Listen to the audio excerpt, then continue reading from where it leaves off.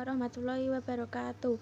Perkenalkan, nama saya Dwi Grani Zina Astuti. Saya dari kelas 11 Askep 3 dan nomor 7. Di sini saya akan menerangkan tentang tahapan prototipe dan kemasan. Prototipe adalah proses pembuatan model sederhana yang mengizinkan pengguna memiliki gambaran dasar tentang program serta melakukan pengujian awal. Tahapan dalam prototipe. 1. Pengumpulan kebutuhan. Pelanggan dan pengembang bersama-sama mendefinisikan format dan kebutuhan ke seluruh perangkat lunak, mengidentifikasikan semua kebutuhan dan garis besar sistem yang akan dibuat. 2. Membangun prototipe. Membangun prototipe dengan membuat perancangan sementara yang berpusat pada pengajian kepada Membangun prototipe dengan membuat perancangan sementara yang berpusat pada pengajian kepada pelanggan, misal dengan membuat input dan contoh outputnya. 3. Evaluasi prototipe. Evaluasi ini dilakukan oleh pelanggan apakah prototipe yang sudah dibangun sudah sesuai dengan keinginan pelanggan. Jika sudah selesai, maka langkah keempat akan diambil. Jika tidak, maka prototipe diperbaiki dengan mengulang langkah 1, 2, dan 3. 4. Mengkodekan sistem. Dalam tahap prototipe yang sudah disepakati dan diterjemahkan ke dalam bahasa program yang sesuai. 5. Penguji sistem. Setelah sistem sudah menjadi suatu perangkat lunak yang sudah siap dipakai, harus dites dahulu sebelum digunakan. Pengujian ini dilakukan dengan white box, black box, basis part, pengujian arsitektur, dan lain-lain. 6. Evaluasi sistem. Pelanggan mengevaluasi apakah sistem yang sudah jadi sudah sesuai dengan yang diharapkan. Jika sudah, maka tahapan ke-7 dilakukan. Jika belum, maka mengulangi langkah ke-4 dan ke-5. 7. Penggunaan sistem. Perangkat lunak yang telah diuji dan diterima pelanggan siap untuk digunakan. Kemasan adalah bagian luar yang membungkus suatu produk dengan tujuan untuk melindungi produk dari kaca, guncangan, atau benturan-benturan terhadap benda lain. Dari kemasan sebagai berikut. 1. Mewadahi produk selama distribusi dari produsen sehingga ke konsumen, agar produk tidak tercecer, terutama untuk cairan, pasta, atau butiran.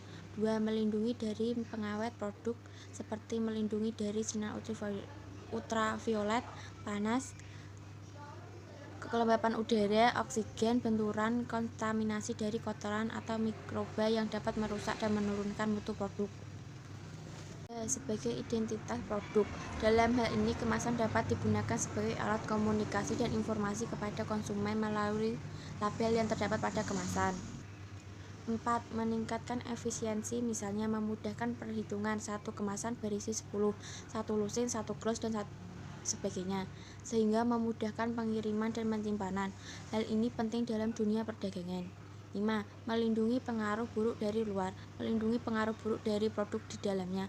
Misal jika produk yang dikemas merupakan produk yang berbau tajam atau produk berbahaya seperti air keras, gas beracun, dan produk yang dapat mengeluarkan warna, maka dengan mengemas produk ini dapat melindungi produk-produk lain di sekitarnya. 6. Memperluas pemakaian dan pemasaran produk. Misalnya penjual kecap dan sirup mengalami peningkatan sebagai akibat dari pengguna kemasan botol plastik. 7. Memberikan nilai yang berbeda dari produk serupa sehingga dapat meningkatkan daya tarik calon pembeli. 8. Menjadikan sarana informasi dan iklan di mana dalam kemasan Anda bisa menambahkan alamat website, sosial media. Kemasan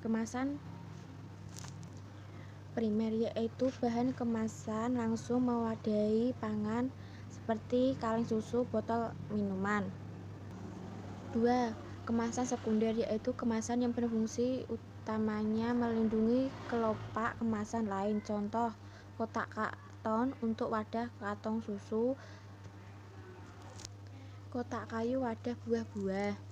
Tujuan kemasan adalah untuk melindungi dan mencegah kerusakan terhadap apa yang dijual industri. Penting dan persyaratan desain kemasan. 1. Efektivitas. Ketika merancang paket untuk suatu produk, efisiensi menjadi faktor penting untuk dipertimbangkan.